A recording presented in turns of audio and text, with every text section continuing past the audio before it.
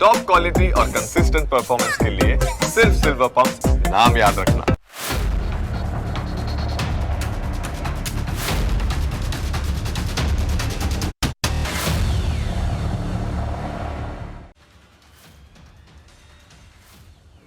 નમસ્કાર, હું Janak Dave. Full stop news analysis પ્રોગ્રામમાં આપનું સ્વાગત છે.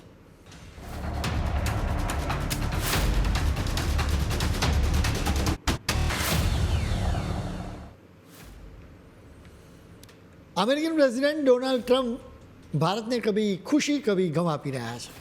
કભી ઇધર ચલા કભી ઉધર ચલા જેવી તેમની સ્થિતિ રહી છે. લગભગ 8 મહિનાથી ભારત અને અમેરિકા વચ્ચે વેપાર કરાર માટે વાતચીત ચાલી રહી છે. આ વેપાર કરાર માટે પ્રેશર કરવા માટે ડોનાલ્ડ ટ્રમ્પ ભારત વિશે જાતના નિવેદનો પણ આપતા રહ્યા. ખૂબ ડ્રામા પણ થયો, ધમકીઓ આપી અને સાથે ફાંકા ફોજદારી પણ કરી. તેઓ ભારતને ડરાવે પણ છે. કહે છે કે અમે ભારતની સાથે ડીલ નહીં જ કરીએ. ભારતે ટ્રમ્પના આવા નખરાને બિલકુલ ગણકાર્યા નથી.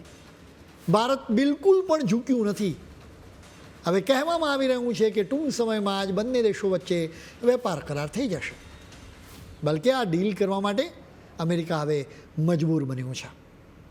ભારત અને અમેરિકા વચ્ચેના સંબંધો છેલ્લા 8 મહિનાઓમાં અસામાન્ય રહ્યા છે. જીઓપોલિટિકલ કહો કે ડિપ્લોમેટિક રસ્તા ખેંચની સ્થિતિ અહીં જોવા મળી છે. બલકે એક તબક્કે ડોનાલ્ડ ટ્રમ્પે ટેરિફ પણ લગાવી દીધા, જેના પછી ટ્રમ્પ દાવો કરવા લાગ્યા કે ટૂંક સમયમાં જ ડીલ કરવામાં આવશે. એમ છતાં બજાર અને લોકોની ધીરજ ખૂટી પડી. હવે ખરેખર એમ લાગે છે કે ટૂંક સમયમાં ડીલ થશે. બંને તરફથી એવા સંકેતો પણ મળી રહ્યા છે. હવે ડિપ્લોમેટિક છુપાછુપીના દિવસો પૂરા થયા. ભારત અને અમેરિકા વચ્ચેના વેપાર કરારમાં ટ્રમ્પ ભારતના સામાન્ય લોકોના હિતોને પણ દાવ પર મૂકવા માંગતા હતા. તેઓ ઈચ્છતા હતા કે અમેરિકન સસ્તી કૃષિ અને ડેરી પ્રોડક્ટ્સ માટે ભારત પોતાનું માર્કેટ ખોલી દે. અમેરિકાએ માંગણી કરી કે અમારા જીનેટિકલી મોડિફાઈડ મકાઈ અને સોયાબીનને ભારતના માર્કેટમાં વેચવા દો. પીએમ મોદી એના માટે તૈયાર ન થયા, કેમ કે ભારતના કરોડો ખેડૂતો અને પશુપાલકોને એનાથી નુકસાન થાય એમ છે.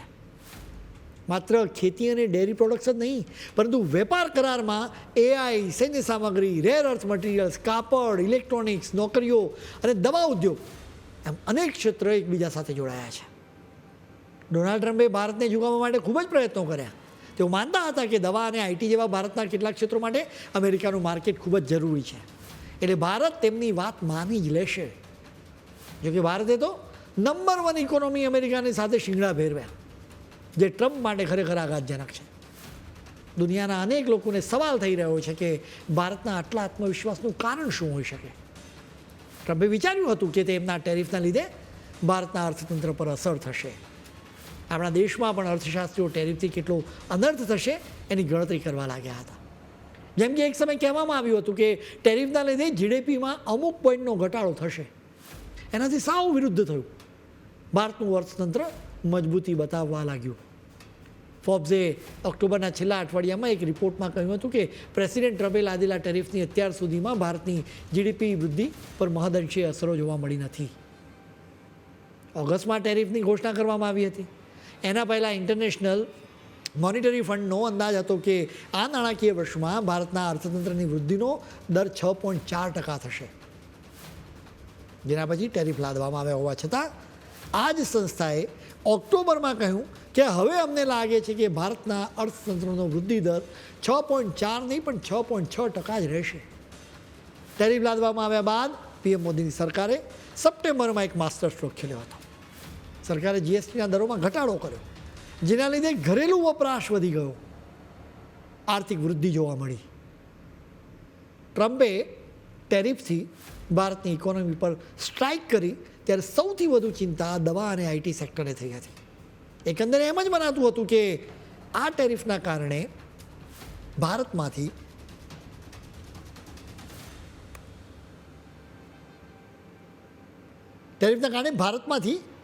અમેરિકામાં માલ સામાનની નિકાસ ઘટી જશે.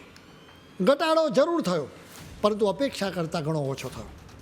એટલે કે ટ્રમ્પની ધારણા મુજબ ભારતને નુકસાન થયું નથી. સપ્ટેમ્બર 2024ની સરખામણીમાં અને સપ્ટેમ્બર 25માં ભારતમાં થી અમેરિકામાં નિકાસ કરવામાં આવેલી જે નિકાસ હતી એમાં 12% ઘટાડો થયો. ઓક્ટોબરમાં 8.6% ઘટાડો થયો. એટલે કે સપ્ટેમ્બરની સરખામણીમાં ઓક્ટોબરમાં નિકાસમાં ઓછો ઘટાડો થયો છે. એક વાત તો સ્પષ્ટ છે કે ટ્રમ્પના ટેરિફની ભારત પર ઝાઝી અસરો થઈ નથી. બીજી તરફ અમેરિકાના લોકોને જરૂર અસર થઈ છે. સાથે જ એ વાત પણ સ્પષ્ટ છે કે ભારતીય નિકાસકાર પોતાના ગજવામાંથી તો ટેરિફનો ખર્ચો કાઢવાનો નથી જ. તે તો વસ્તુની કિંમત જ વધારી દેશે, જેના લીધે અમેરિકાના લોકો માટે એ વસ્તુ મોંઘી થઈ જશે. અમેરિકામાં મોંઘવારીને લીધે ટ્રમ્પની લોકપ્રિયતામાં પણ ઘટાડો થયો. ટ્રમ્પને પણ ભાન થઈ ગયું કે ટેરિફથી તેમણે અમેરિકાના પગે કુહાડી મારી છે. એટલે તેમણે ગયા અઠવાડિયામાં ચા, મસાલા અને કેરી જેવી ખાવા પીવાની 200 વસ્તુઓની આયાત પર ટેરિફમાં ઘટાડો કર્યો. સ્વાભાવિક રીતે એનાથી ભારતમાંથી આ સામાનની અમેરિકામાં નિકાસ કરનારાઓને લાભ થશે. ડોનાલ્ડ ટ્રમ્પે જેવા ટેરિફ લગાવ્યા કે તરત જ ભારત ઝૂકવા કે ડરવાના બદલે ઉપાયો પર વિચારવા લાગ્યો. ભારતના નિકાસકારો અમેરિકાની સાથે બીજા દેશોમાં પણ બજારો ચકાસવા લાગ્યા. આ મિશનમાં ભારત સરકારે પણ મદદ કરી. જુદા જુદા દેશોમાં ભારતીય દૂતાવાસોની પણ મદદ મેળવવામાં આવી, જેની સારી અસરો જોવા મળી.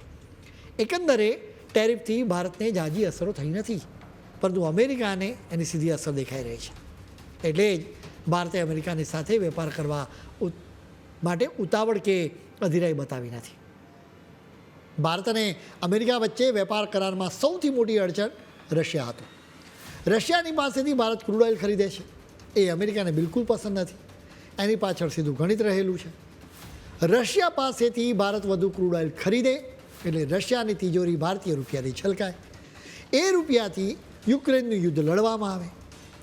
રશિયા સામે ટકવા માટે અમેરિકાએ યુક્રેનને મદદ કરવી પડે.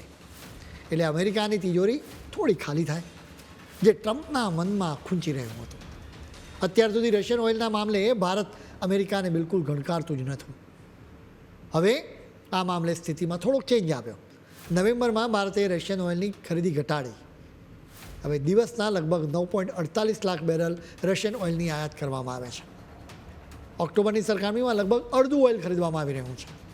અહીં અમેરિકાના આ પ્રેશરનો સવાલ નથી, પરંતુ અમેરિકા વધુને વધુ રશિયન સપ્લાયર્સ પર પ્રતિબંધો મૂકી રહ્યો છે, જેના લીધે ભારતને સપ્લાય ખોરવાઈ જવાની ચિંતા છે. તમને બધાને ખ્યાલ છે કે રશિયા આપણને સસ્તા ભાવે ક્રૂડ ઓઇલ આપે છે. હવે જો રશિયાના બદલે આપણે મિડલ ઇસ્ટ કે અમેરિકા પાસેથી વધારે ક્રૂડ ઓઇલ ખરીદીએ તો $3 થી $5 અબજ ખર્ચો વધી જાય. ભારતે વિચાર્યું કે જો વેપાર કરાર થઈ જાય તો આટલા નુકસાનની સામે ફાયદો વધારો થઈ શકે. એટલે કે ફાયદાનો સોદો થઈ રહ્યો છે. એટલે જ અત્યારે ભારત અને અમેરિકા વચ્ચે વેપાર કરવા માટે ખૂબ જ ઝડપથી વાતચીત ચાલી રહી છે. એક વાત સ્પષ્ટ છે કે ભારત કંઈ અમેરિકાની ધમકીઓથી ગભરાતું નથી. રશિયા પાસેથી ઓઇલની ખરીદી ઘટાડવાનું એકમાત્ર કારણ સપ્લાય ખોરવાઈ જવાની ચિંતા છે. કેમ કે યુક્રેન છેલ્લા કેટલાક સમયથી ઇરાદાપૂર્વક રશિયાની રિફાઇનરીઓ ઉપર હુમલા કરી રહ્યું છે. એટલે સ્વાભાવિક રીતે આ રિફાઇનરીઓ તરફથી સપ્લાયની કોઈ ગેરંટી ના રહે. હવે ભારતે અમેરિકાને બીજી એક રીતે પણ રાજી કર્યું છે.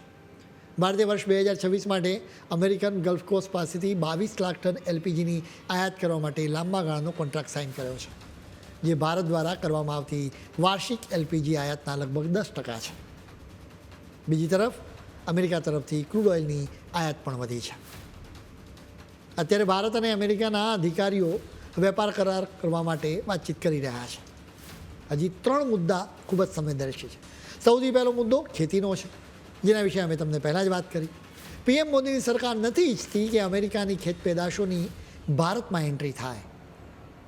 બીજો મુદ્દો વિઝાનો છે. ભારત ઈચ્છે છે કે ભારતના પ્રોફેશનલ્સને સરળતાથી વિઝા મળે. ત્રીજો મુદ્દો ભારતમાં ગૂગલ અને મેટા જેવી કંપનીઓ માટે નિયમો માટેનો છે. એકંદરે અત્યારે ઉપરછલ્લી રીતે લાગે કે ભારત અને અમેરિકા વચ્ચેના વેપાર કરાર પર વાત બની નથી રહી. જોકે પડદા પાછળ હજી પણ વાતચીત ચાલી રહી છે. એ દરેક સ્ટેપથી અનિશ્ચિતતા ઘટી રહી છે. જગત જમાદાર અને વિશ્વગુરુ ક્યારે અને કેટલી હૂંફથી હાથ મિલાવે છે એ હવે જોવાનું રહ્યું.